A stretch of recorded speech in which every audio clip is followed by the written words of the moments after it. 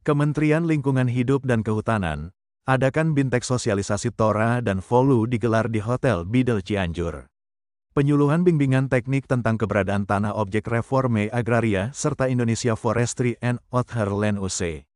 Acara digelar di Hotel Bidel, Jalan Raya Pertama R. Haji Juanda Panembong Cianjur, Kelurahan Mekarsari, Kecamatan Cianjur, Kabupaten Cianjur. Selaku anggota Dewan Komisi 4 DPR RI, Ono Surono ST bahas tentang dengan adanya lahan yang digarap petani di kawasan hutan Cianjur. Maka kami akan ajukan kepada pemerintah, supaya dilepas status kawasan hutannya, dan kami akan olah hutan menjadi satu program untuk garapan lahan para petani selama 35 tahun ke depan, dan dengan syarat 25%-nya petani harus menanam bahan keras seperti pepohonan contohnya pohon sengon, di lahan hutan yang luas ini agar fasilitas para petani lebih sejahtera dan bisa terkelola dengan baik, berpotensial untuk kemajuan di seluruh kawasan hutan khususnya di Kabupaten Cianjur. Demikian reporter Sabta dari Cianjur melaporkan. Kali ini ada masalah nggak dalam dari strateginya dari prosedur ini? untuk apa? Secara poin garis besarnya untuk pertemuan ini. Oh ini masalah bimbingan teknis. Gimana itu? Ada Jadi bimbingan teknis ini terkait dengan tanah objek reforma agraria.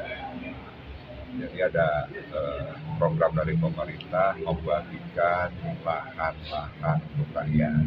Nah, di Cianjur ini kan ada kawasan hutan, di mana di dalamnya sudah ada pemukiman warga, sudah ada fasilitas umum. Nah, maka itu bisa dimohon kepada pemerintah untuk dilepas dari status kawasan hutannya. Nah, untuk masyarakat bisa diterbitkan sertifikat.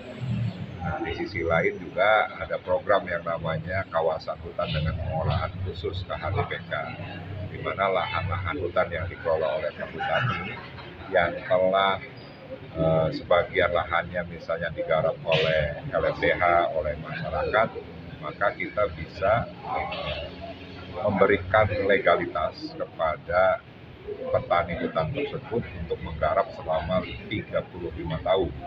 Tapi dia wajib 25%-nya untuk ditanami tanaman-tanaman keras atau pohon-pohon. Nah, sehingga yang mudah-mudahan Bintek ini yang dilaksanakan oleh Kementerian Lingkungan Hidup dan Kehutanan dengan pesertanya ada perwakilan masyarakat adat, terus kelompok tani, kelompok tani hutan, penggiat lingkungan, yang mudah-mudahan kita lebih bisa mempersiapkan diri bagaimana ke depan Cianjur dengan luas hutannya yang besar, pertaniannya yang besar. Kita berharap kelestarian hutannya terjaga, sekaligus juga bisa memberikan manfaat ekonomi untuk rakyat. Termasuk permasalahan sebenarnya batu lawang nggak? Batu lawang yang di Batu Lawang termasuk nggak? Itu beda. Kalau Batu Lawang beda. Dan kalau di situ kawasan hutan, ya kawasan hutan, maka ada perannya. Tapi kalau itu bukan kawasan hutan, berarti tidak masuk dalam Bintek pada hari ini. Ketua Sinjini upayanya ada nggak untuk membantu masyarakat petani di sana Batu Lawang? Dan Bapak sebagai figur nih, ada nggak? Bisa apa kebutuhan? Ya, karena sekarang lagi masalah konflik gitu, masih belum beres gitu, terkait lahan. Ya konflik kayak perebutan kan MM, PTMM itu udah habis masanya gitu. Oh iya, termasuk kalau misalnya terkait dengan perkebunan berarti. Ya. Perkebunan HGU-nya kepada perusahaan. Ya. Nanti memang ada regulasi gini, pada saat HGU itu habis, maka pemerintah bisa melakukan evaluasi.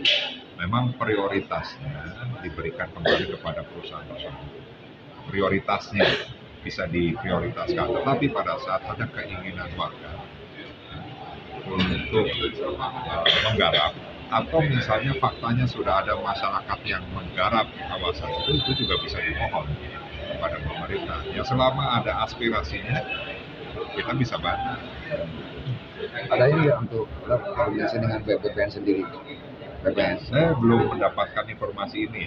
Saya baru akang ini yang menyampaikan informasi. Tapi nanti saya koordinasi dengan Pak Bupati, dengan kelompok-kelompok masyarakat yang ada di sini, apakah memang ada aspirasi seperti itu. Kalau ada, ya bisa kita fasilitasi. Terkait peserta yang sekarang itu dari kalangan mana aja? Ya, tadi sudah saya sampaikan, itu dari masyarakat adat, dari kelompok tani hutan, dari kelompok tani. Ada hal lain? Iya. Ya, pada saat bicara terkait dengan bagaimana kawasan hutan itu lestari, ada hal-hal yang sifatnya juga secara ekonomis bisa dimanfaatkan. Misalnya ditanami sengon. Sengon itu kan misalnya 4 tahun bisa panen, ya. Atau tanaman buah, tanaman duren, ya, kopi, ya, dan yang lainnya. Ya, manfaatnya untuk rakyat. Jadi kalau dulu lahan-lahan perhutani itu ada bagi hasil antara rakyat dengan perhutani, dengan program KHDPK ini, maka ya semua hasilnya untuk rakyat yang menggarap. Rakyat hanya diberikan kewajiban untuk membayar misalnya PPB-nya. Selama ini program di mana aja Pak yang sekarang? Ya, seluruh Indonesia. Jadi seluruh Indonesia Bapak ini? Pak, nah, terakhir Pak, mengenai pilkada nih seperti apa Pak? Ya, masih proses. Hah? Masih proses. Ada ini nggak Pak? Ya, masih proses. Bocoran? Bocorannya ya yang sekarang ya di media ya. Ya. Ya itu lihat. Ini saksi mengenai yang ada sedikit konten atau masukan atau keluhan. Belum, nanti panitia dan tim yang dari KLHK dan tim saya nanti aspirasinya seperti apa nanti pasti akan dilaporkan ke saya dan pasti akan saya fasilitasi kalau memang itu perlu kebijakan dari Kementerian Lingkungan Hidup dan Kehutanan pasti akan saya sampaikan ke Bu Menteri. Tapi kalau misalnya perlu dorongan dari pemerintah provinsi, ya pasti juga kita akan koordinasikan termasuk yang di kabupaten. Ya, nanti akan kita sampaikan juga ke Pak Herman. Pak, dengarnya Bapak mau nyalon di